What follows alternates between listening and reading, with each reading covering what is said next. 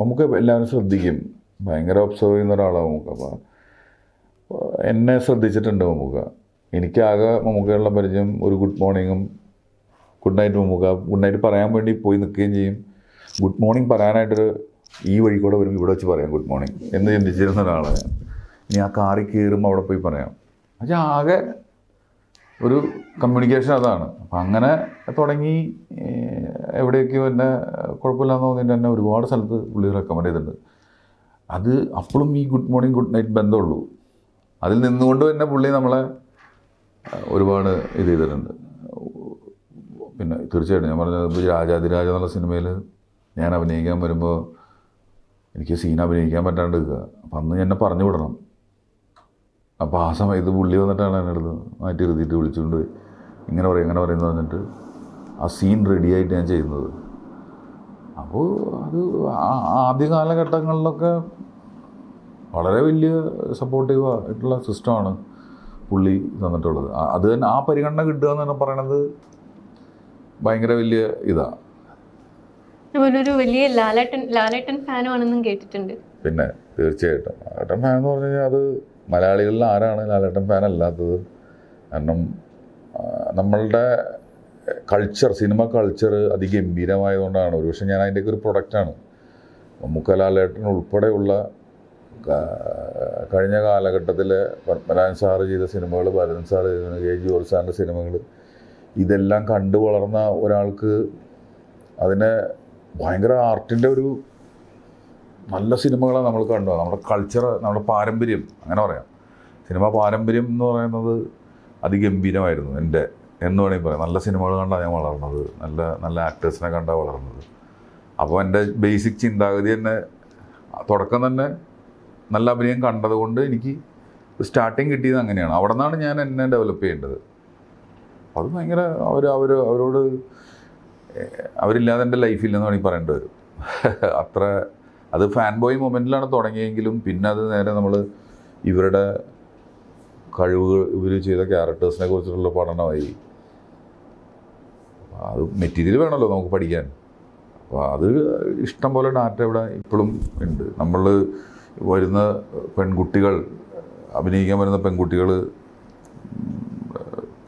നമ്മുടെ ജോസ് സാറിൻ്റെ പടങ്ങൾ, പത്മരാജൻ സാറിൻ്റെ പടങ്ങൾ, മണിരത്നം സാറിൻ്റെ പടങ്ങൾ, ഭാരതിരാജയുടെ പടങ്ങൾ, ഇത്തരം പഴയ സിനിമകളിലെ സ്ത്രീ കഥാപാത്രങ്ങൾ മാത്രം കണ്ടാൽ മതി.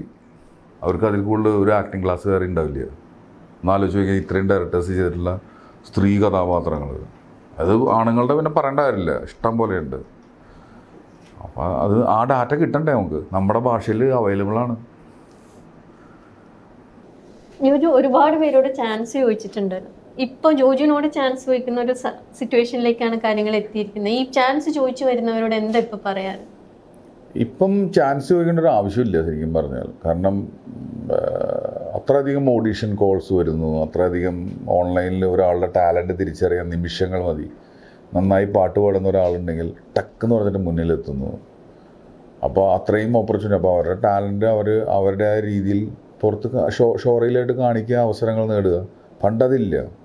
പണ്ട് നമുക്ക് ആകെ സ്റ്റുഡിയോയിൽ എടുക്കുന്നൊരു ഫോട്ടോ കൊടുത്തിട്ട് സാർ അഭിനയിക്കാൻ അവസരം തരണമെന്ന് ചോദിക്കുന്നൊരവസ്ഥ മാത്രമേ ഉള്ളൂ. പക്ഷെ ഇന്നതല്ലല്ലോ. പിന്നെ അവർ പോകും, അവർ ചാൻസ് ചോദിക്കുന്നതിനെക്കുറിച്ചും ആ ചാൻസ് ചോദിക്കുന്ന കാര്യത്തിനും അവർ എലിജിബിൾ ആയിട്ടിരിക്കുക എന്നുള്ളത് വലിയൊരു കാര്യം. നമ്മൾ അഭിനയിക്കാൻ പോകുന്നത് ഒരു അഭിനയിക്കാൻ ഒരു ക്യാരക്ടറാണ്. ആ ക്യാരക്ടർ അഭിനയിക്കാൻ അവർ പ്രാപ്തരാവുക എന്ന് പറയുന്നത് ആയിട്ട് വേണം അതിന് പോകാനായിട്ട്. ആഗ്രഹം വെച്ച് പോകരുത്, നടക്കില്ല. കാരണം ഇവിടെ എല്ലാവരും ആഗ്രഹം വെച്ചാണ് ജീവിക്കുന്നത്. ആഗ്രഹത്തിൻ്റെ ഒപ്പം നമ്മളതിന്, എനിക്കൊരു ക്യാരക്ടർ വന്നാൽ ഞാൻ ട്രൈ ചെയ്യാം, ഞാൻ ശ്രമിക്കാം, എനിക്ക് നല്ല ആഗ്രഹമുണ്ട്, അത് നടക്കില്ല. പണ്ട് ഞാൻ അതിലാണ് നടന്നത്. അതിൽ നടക്കാതെ തോറ്റുപോയ ഒരാളാണ് ഞാൻ. ആഗ്രഹത്തിൻ്റെ പുറത്ത് നടന്നിട്ട് തോറ്റപ്പോൾ ഞാൻ അതിനെ കണ്ടത് ഇതിന് ഞാൻ എലിജിബിൾ ആവുക എന്നുള്ളതാണ്. ഞാൻ എലിജിബിൾ ആയപ്പോൾ അവസരങ്ങൾ എനിക്ക് വന്നു. അത് തന്നെ എനിക്ക് അവരോടും പറയാനുള്ളത്. നിങ്ങൾക്ക് വേണ്ടത്, നിങ്ങൾക്ക് ഡോക്ടറാവണോ, ആവൂ, പഠിക്കൂ, എൻട്രൻസ് എഴുതൂ, വാങ്ങൂ. എൻട്രൻസ് ഒന്നും എഴുതാൻ പറ്റില്ല, എനിക്ക് ഡോക്ടറാവണം, എനിക്ക് നല്ല ആഗ്രഹമുണ്ട്. അത് ഇവിടെ നടക്കില്ലല്ലോ. ചാൻസ് ചോദിക്കാറുണ്ടോ ആരോടെ? പിന്നെ ഞാൻ നല്ല ഡയറക്ടേഴ്സിൻ്റെ അടുത്ത്, രാജീവാൻ്റെ അടുത്ത് ഞാൻ ചോദിക്കാം. ഇപ്പോഴും കഴിഞ്ഞ ആഴ്ച കൊണ്ട് ചോദിച്ചോളൂ. മഹാരാജുവായിട്ട് ഒരു നല്ല രസമുള്ള ഒരു ലവ് സ്റ്റോറി ചെയ്യാം നമുക്ക് എന്ന് പറഞ്ഞു. അങ്ങനെ ഞാൻ നല്ല പണി അറിയുന്ന ആളുകളോട് ഇപ്പോഴും ജോഷ് സാറിനോട് പറയുമല്ലോ, ജോഷ് സാറിനോട് പറയും. നല്ല ഡയറക്ടേഴ്സിൻ്റെ അടുത്ത് വർക്ക് ചെയ്യുന്നത് ഭയങ്കര രസമാണത്. ഞാൻ തുറമുഖത്തിൽ ഒക്കെ വർക്ക് ചെയ്തതൊക്കെ എന്നെ സംബന്ധിച്ച് ഭയങ്കര രസമുള്ളൊരു ഫീലായിരുന്നു. എൻ്റെ ഒരു 30 മിനിറ്റിൻ്റെ ഒരു എപ്പിസോഡുണ്ട് തുറമുഖത്തിൽ, എൻ്റെ ഒരു എപ്പിസോഡുണ്ട്. അത് ഭയങ്കര ഞങ്ങൾ വെറുതെ ഈസി ആയിട്ട് ഷൂട്ട് ചെയ്തൊരു സാധനം. അത് ഫൈറ്റും എല്ലാവരും അത്ര ഈസി. അതായത് പണി അറിയുന്നവരുടെ കൂടെ വർക്ക് ചെയ്യുമ്പോൾ ഈ ജോലി അങ്ങ് എളുപ്പമാവാണേ. അങ്ങോട്ടും ഇങ്ങോട്ടുള്ള കമ്മ്യൂണിക്കേഷനും എല്ലാം അത് നല്ല രസമാണ് വർക്ക് ചെയ്യാൻ. അത് അല്ലെങ്കിൽ അത് നമുക്ക് സ്ട്രെയിൻ ആയിരിക്കും. അപ്പോൾ നല്ല ഡയറക്ടേഴ്സിനോട് വർക്ക് ചെയ്യാൻ ഞാൻ ഇപ്പോഴും ഇനിയും ചോദിക്കും, അതെന്നും ചോദിക്കും, ആഗ്രഹമാണത്. ഈ ലവ് സ്റ്റോറിയുടെ കാര്യം പറഞ്ഞപ്പോൾ ജോജുവിന് ഒരു ഭയങ്കര റൊമാൻറ്റിക് ആക്ടറിന് ഒരുപാട് ഫാൻ ബേസ് ഉണ്ട്, പ്രത്യേകിച്ചും സ്ത്രീകളുടെ ഇടയിൽ. അറിയാമോ അത്? പിന്നെ അത് മുഴുവൻ പണ്ട് പ്രേമം മുഴുവൻ പൊട്ടിപ്പോയോണ്ട് ആ പ്രേമം മുഴുവൻ ഞാൻ അഭിനയിച്ച് തീർക്കുക. എനിക്ക് ഒരുപാട് പേരോട് തോന്നിയിട്ടുണ്ട്. സൗന്ദര്യമുള്ള എന്തിനോടും പ്രണയം തോന്നുന്ന ഒരാളാണ് ഞാൻ. അതിപ്പോൾ നല്ല കാറായാലും അതിനെ ഞാനൊരു വസ്തുവായിട്ട് കാണാറില്ല. വളരെ റെസ്പെക്റ്റ് കൊടുത്തിട്ട് അതിനെ കാണാം. മനുഷ്യരോടായാലും അത് എനിക്ക് ആണുങ്ങളോട് വരെ ഭയങ്കര ആരാധന തോന്നിയിട്ടുള്ള ആണുങ്ങൾ കാണാറുണ്ട്. ഭയങ്കര ആരാധന തോന്നുന്ന സ്ത്രീകളെ ഞാൻ കാണാറുണ്ട്, നല്ല ക്വാളിറ്റിയുള്ള.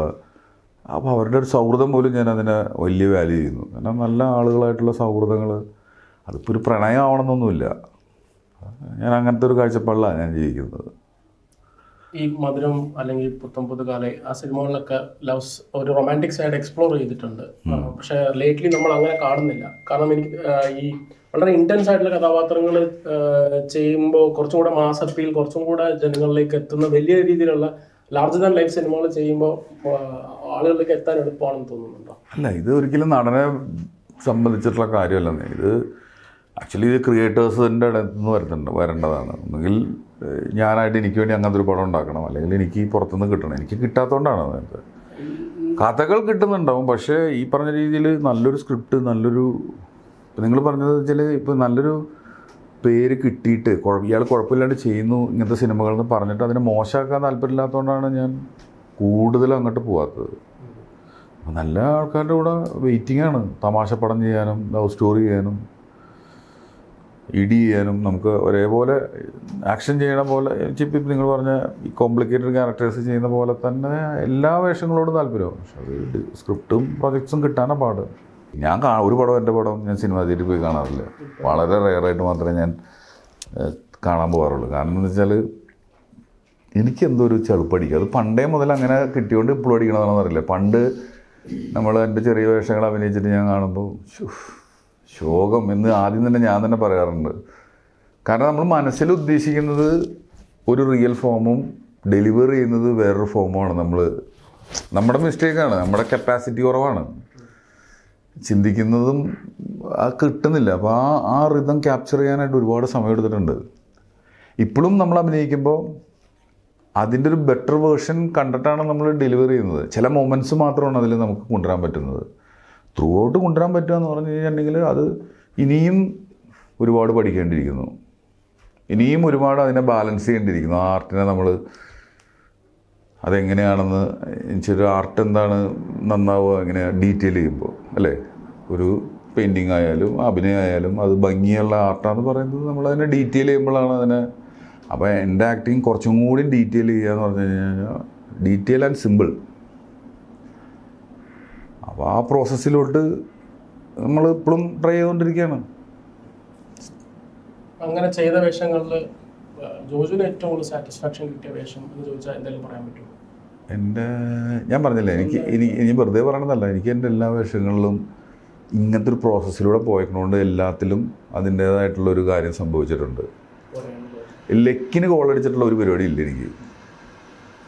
അപ്പോൾ നമ്മൾ അറിഞ്ഞുകൊണ്ട് ചെയ്തിട്ടുള്ള കാര്യങ്ങൾ തന്നെയാണത്, അന്നത്തെ അറിവ് വെച്ചിട്ട്. അപ്പോൾ ഓരോന്ന് കഴിയുമ്പോഴാണ് നമ്മൾ ഇങ്ങനെയാണ്. അപ്പോൾ നമുക്കത് തോന്നും കുറച്ചുകൂടി ബെറ്റർ ആക്കണം. ഇത് ഇപ്പം ജോസഫ് എനിക്ക് സ്റ്റേറ്റ് അവാർഡും കിട്ടി, നാഷണൽ അവാർഡും കിട്ടിയത്. പക്ഷേ ആ പടം ഇനിയൊരു അവസരം കൂടി എനിക്ക് അങ്ങനത്തെ ഒരു പടം അഭിനയിക്കാൻ കിട്ടിക്കഴിഞ്ഞാൽ ഞാൻ ഉറപ്പായിട്ടും അങ്ങനെ ആയിരിക്കില്ല ചെയ്യുക.